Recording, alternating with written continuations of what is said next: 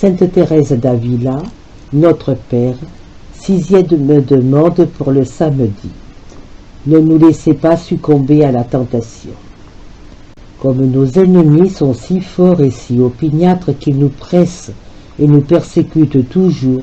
et comme notre faiblesse est si grande que nous sommes à toute heure près de tomber si le Tout-Puissant ne nous soutient, nous avons nécessairement besoin d'implorer sans cesse son secours,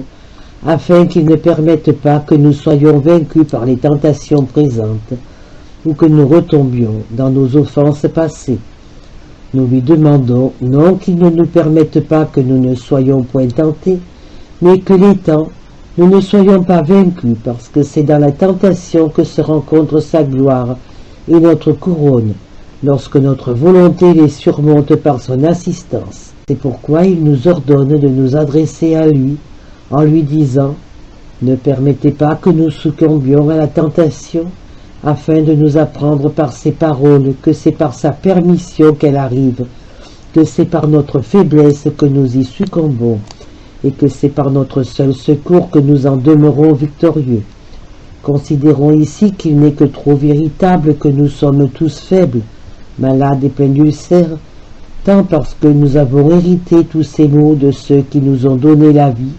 que parce que nous les avons augmentés par nos propres fautes et par nos mauvaises habitudes qui nous ont couverts de plaies, depuis les pieds jusqu'à la tête, selon l'expression d'un prophète. Présentons-nous en cet état devant ce médecin céleste pour lui demander de ne pas nous laisser succomber à la tentation, mais de nous soutenir par sa main toute puissante. Ce nom de médecin est très agréable à sa divine majesté, et c'est l'une des fonctions qu'il a le plus exercées lorsqu'il est venu dans le monde, guérissant les maladies corporelles les plus incurables et les maladies spirituelles les plus enracinées.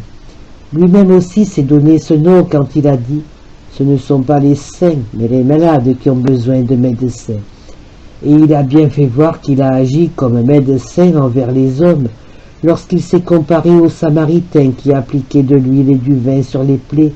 de celui que les voleurs avaient blessé, dépouillé et laissé à demi-mort.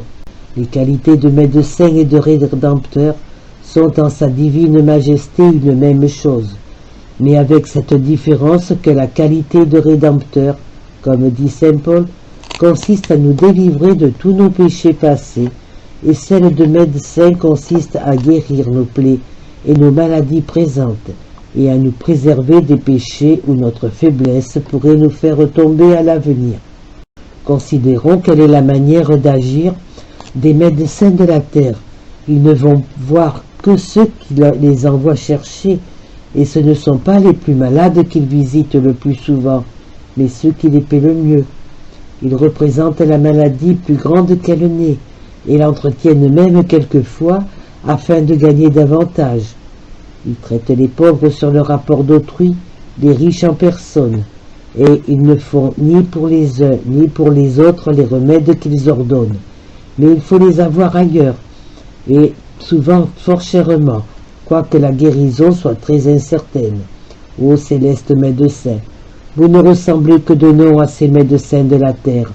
Vous visitez les malades sans qu'ils vous en prient, et vous visitez encore plus volontiers les pauvres que les riches. Il n'y en a pas un seul que vous ne traitez vous-même, sans désirer autre chose d'eux, sinon qu'ils reconnaissent qu'ils sont malades, et qu'ils ne sauraient se passer de vous. Non seulement vous n'exagérez pas la grandeur du mal et la difficulté de la guérison, mais quelque dangereuse que soit leur maladie, vous la leur faites voir facile, et leur promettez la santé pour peu qu'ils gémissent pour l'obtenir. Vous n'avez dégoût d'aucun malade, quelque sujet que leur maladie puisse en donner. Vous allez chercher dans les hôpitaux les plus incurables et les plus pauvres. Vous payez vous-même de ce que vous faites pour eux, et vous prenez dans vous-même tous les remèdes que vous leur donnez. Mais quels remèdes, ô mon Dieu! Des remèdes composés de sang et d'eau, qui sont sortis de votre côté, du sang pour guérir toutes nos plaies,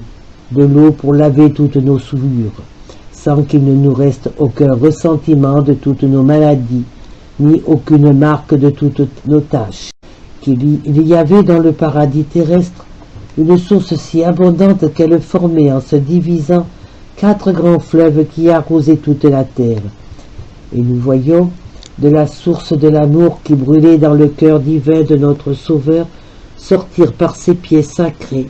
par ses mains et par son côté, 5 ruisseaux de sang capables de fermer toutes nos plaies, de nous guérir de toutes nos maladies. Combien voit-on de malades mourir pour n'avoir point eu de médecin, ou pour n'avoir pas eu le moyen d'acheter les remèdes nécessaires à leurs maux? Ici, cela n'est point à craindre, puisque le médecin s'invite lui-même à venir voir,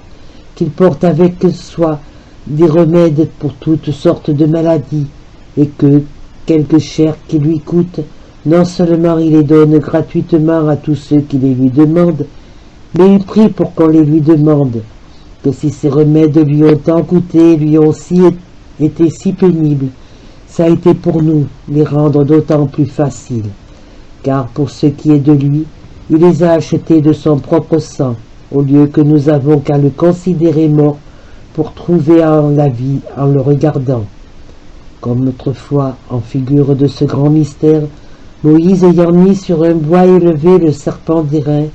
ceux qui avaient été mordus par les serpents vivants étaient guéris par le serpent mort. Enfin, c'est tout dire quel si grand médecin peut nous guérir, et puisque nous sommes très assurés que ces remèdes nous guériront facilement, il ne nous reste que de lui ouvrir nos cœurs et de les répandre en quelque sorte en sa présence, en lui découvrant toutes nos plaies et toutes nos maladies. Nous devons avoir cette confiance particulièrement en ce jour auquel ce divin Sauveur se présente à nous comme le médecin suprême qui désire passionnément de nous guérir.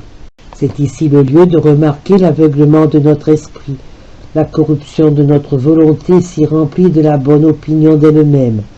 l'oubli des bienfaits de Dieu, les facilités de notre langue à dire des impertinences, l'inconstance de notre cœur, la légèreté qui nous porte à tant de pensées égarées, notre peu de persévérance dans le bien, notre présomption dans l'estime de nous-mêmes et nos distractions continuelles. Enfin, il ne doit point y avoir en nous de vieilles ni de nouvelles plaies que nous ne découvrions à ce souverain médecin en le priant d'y apporter le remède. Quand le malade ne veut pas prendre ce qu'on lui ordonne ou s'abstenir de ce qu'on lui défend, le médecin l'abandonne, si ce n'est qu'il ne soit frénétique, mais notre céleste médecin n'abandonne point ceux qui lui désobéissent, et les assiste comme s'ils étaient frénétiques, et emploie toutes sortes de moyens pour les faire rentrer en eux-mêmes. Il sera fort à propos de ce que se souvenir de la sépulture de notre Seigneur, et de considérer ces 5 ruisseaux coulant de ses plaies, qui demeureront ouvertes jusqu'au jour de la résurrection générale, afin de guérir toutes les nôtres. Et puisque c'est de ces plaies divines que nous attendons notre guérison, servons-nous de la mortification, de l'humilité, de la patience et de la douceur, comme d'un onguent précieux que nous appliquerons en quelque sorte à lui-même, en l'appliquant à nos frères, par l'amour et la charité que nous leur témoignerons,